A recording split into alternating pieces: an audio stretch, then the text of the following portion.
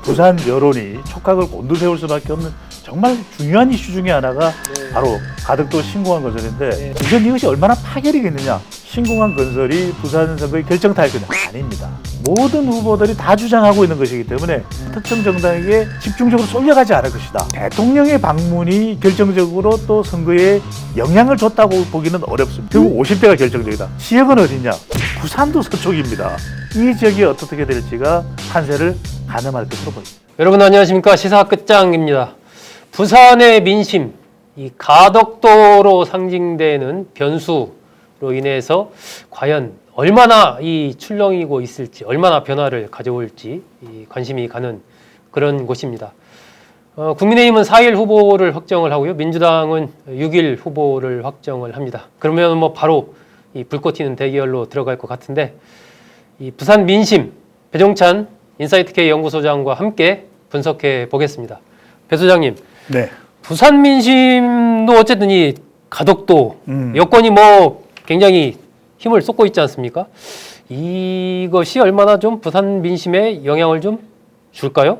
핵심 변수다. 핵심 변수다. 지금 부산 선거가 역대 이렇게까지 요동쳤던 적은 없는 것 같아요. 아, 예. 그만큼 부산 여론이 촉각을 곤두세울 수밖에 없는 정말 중요한 이슈 중에 하나가 네. 바로 가덕도 신공항 건설인데 네. 부산이 정말 부산하게 움직이고 있습니다. 부산하다. 네, 그럴 정도로 부산 민심 네. 역동적으로 움직이고 있는데 가장 중요한 이슈는 가덕도 신공항 특별법입니다. 그동안 아니 신공항 되는 거야 안 되는 거야 이렇게 이야기가 되어 왔었고 박근혜 정부 때는 결국 이도 아니고 저도 아닌 가덕도도 아니고 밀양도 아닌 그래서 김해 신공항으로 결정을 했거든요. 네. 그런데 문재인 대통령 이전에 또 노무현 전 대통령부터 한 20여 년 이상 뭐 김대중 전 대통령 때부터 이야기가 됐다라고 하는 그런 분석도 나오고 있는데 드디어 이제 결정이 됐습니다. 가덕도 신공항 특별법이 통과됐고 물론 이제 경제성과 안전성을 더 말이 많죠. 여러 짚어봐야 가지. 되겠죠. 예, 예. 물론 그렇다 하더라도 특별법이라고 하는 것 그리고 이 국책 사업이라고 하는 대규모 국책 사업은 네. 결국 정치적 판단이 있는 거 아니겠습니까? 네. 그런 만큼 일단 그동안 의구심이 많았죠. 미심쩍어 했던 에이 그것도 되겠어. 그냥 뭐 사탕 발림이겠지. 선거를 앞두고. 그런데 통과가 됐습니다. 그러다 보니까 격동쳐는 부산 민심에 마치 이제 불에 기름을 부은 격으로 이 가덕도 신공항에서 관심이 모아지고 있는데 우선 이것이 얼마나 파열이겠느냐. 지금 각종 여론조사들을 보면은 부산 선거에서 가장 중요한 이슈를 가덕도 신공항으로 꼽고 있어요. 그런데 여기서 핵심은 뭐냐면 이것이 그렇다면 여당 후보에게만 결정적으로 유리할 것인가? 그렇지가 않다는 거예요. 네. 그러니까 가덕도 신공항 특별법의 선거의 영향을 분석해 본다면 어느 특정 후보나 특정 정당에게 집중적으로 쏠려가지 않을 것이다. 왜냐? 네. 우리가 2010년에 무상급식이 지방선거의 최대 네. 이슈였는데 그때는 확연히 엇갈렸죠. 네. 찬성파와 반대파. 1년 뒤에 오세훈 서울시장이 결국 사퇴를 하는 중도 사퇴를 하는 빌미를 제공했던 것이 바로 무상급식이었는데 그때는 찬반이 엇갈렸어요. 네. 근데 이번에는 다들 하겠대. 그러니까요. 가덕도 신공항을. 근데 심지어는 국민의힘에서는 처음에 좀 떠듬이지근했어요. TK 분위기 때문에. 아이고 왜 그 가덕도 신공항 이 박근혜 정부 때는 안 한다 그래 놓고 왜 그래? 이런 이제 분위기가 TK 중심으로 나왔어요. 그런데 김종인 비대위원장 부산 가기 망설이다 가서 한일 해저 터널도 해야 됩니다. 이런 이야기를 했단 말이에요. 가덕도는 물론이고. 그러니까요. 네. 그러니까 나오는 이야기가 뭐 한일 해저 터널만 해. 우주선도 우주 왕복선도 쏘아 올리지. 이런 이야기가 나올 정도인데 네. 정리를 해보면요. 네. 우리 시청자분들이 상당히 궁금한 것이 가덕도 신공항 건설이 부산 선거의 결정타일 거냐? 아닙니다. 아닙니다. 이것은 모든 후보들이 다 주장하고 있는 것이기 때문에 결국 여권 후보에게 여당 후보에게 약간은 힘이 실릴 거예요. 하지만 결정타는 아니라는 겁니다. 그만큼 이것 외에 여당의 후보가 좀 더 경쟁력을 펼칠 수 있는 것이 있다면 약간의 날개를 달아줄 수는 있지만 결정적으로 부산 선거를 결정하는 건 아니에요. 그러니까 가덕도 신공항이 부산 선거를 결정짓는다는 조금 무리가 있는 아니다. 그런 분석이 될 텐데 그렇다면 중요한 게 뭐냐. 문재인 대통령이 그렇다면 부산 방문 영향을 주겠죠. 영향을 줄 수 있습니다. 그런데 대통령이 방문을 하고 난 이후에 방문한 그 날짜까지 포함한 리얼미터와 YTN의 조사입니다.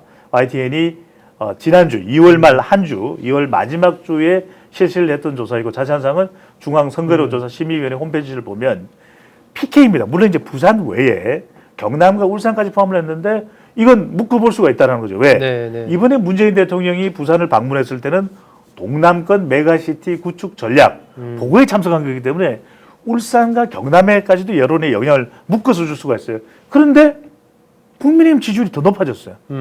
그러니까 대통령의 방문이 결정적으로 또 선거에 영향을 줬다고 보기는 어렵습니다. 네. 하지만 이제 국민의힘에서는 보수 야권에서는 경계를 할 수밖에 없죠. 아니 대통령이 와가지고 가덕도 이야기도 하고 동남권 메가시티도 이야기 이게 정치 개입 아니에요? 네. 탈핵해야 돼요. 이런 얘기가 나오는데 실제로 그것이 부산의 민심에 미친 영향은 그다지 크진 않다. 모르겠어요. 앞으로 이제 이 대통령의 방문 이후에 나오는 계속되는 발언 또는 이낙연 대표의 방문 자체가 또 판세를 바꿀 수 있고 영향을 줄 수 있을지는 모르겠지만 당장에 문재인 대통령의 부산 방문이 여권 후보에게 결정적으로 유리했다. 이렇게 보기는 어렵습니다. 그런 건 아니다. 그런데 그래도 이 부산의 여론을 보면은 대통령이 임기 막바지에 접어들고 있는 임기 이제 후반부이기 때문에 정권 심판의 의향이 더 높다라는 거예요. 정권 심판 쪽이 그렇습니다. 더 높다. 예. 정권 심판에 더 무게가 실리고 있는데 얼마만큼 이 동남권 메가시티나 가덕도 신공항 외에 네.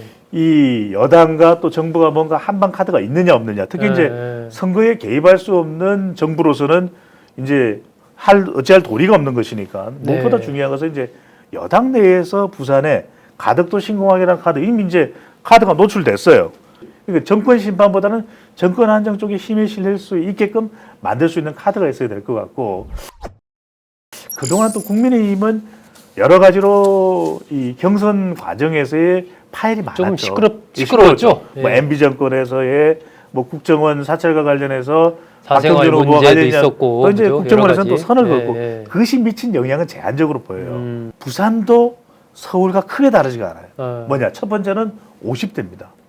부산도 40대뿐만 아니라 50대, 60대 이상까지도 이 국민의힘 후보 쪽에 좀 무게가 실려 있거든요. 힘이 실려 있어요. 그렇다면 적어도 40대는 좀 분발할 수 있을 테고 여당 후보가 그렇다면 50대에서 얼마만큼 가져오느냐. 네. 여기서 여당 후보가 더불어민주당 후보가 많이 가져오지 못한다면 상당히 선거가 어려워지게 될 수 있어요. 네. 그래서 결국 50대가 결정적이다. 또 그리고 지역은 어디냐? 부산도 서쪽입니다. 왜 이번 선거에서 중요하냐? 서쪽은 김해와 그리고 양산하고 가까운 곳이거든요. 바로 여기 뭐가 있다? 낙동강이 있습니다. 낙동강 하면 우리가 생각나는 건 민주당.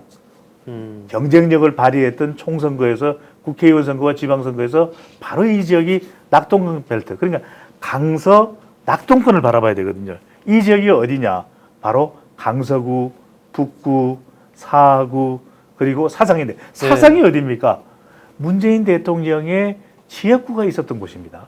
그리고 북구와 강서구는 뭐예요? 이 강서 북갑 아니고 을 지역에서 2000년 노무현 후보가 출마를 했던 국회의원 네. 선거구였던 겁니다. 바로 그때 맞붙었던 사람이 누구였다? 박근혜 정부의 초대 비서실장이었던 허태열이었죠. 그때 아슬아슬하게 부산 선거에서 지면서 광주 호남의 민심이 들끓었죠. 노무현을 지켜야 된다.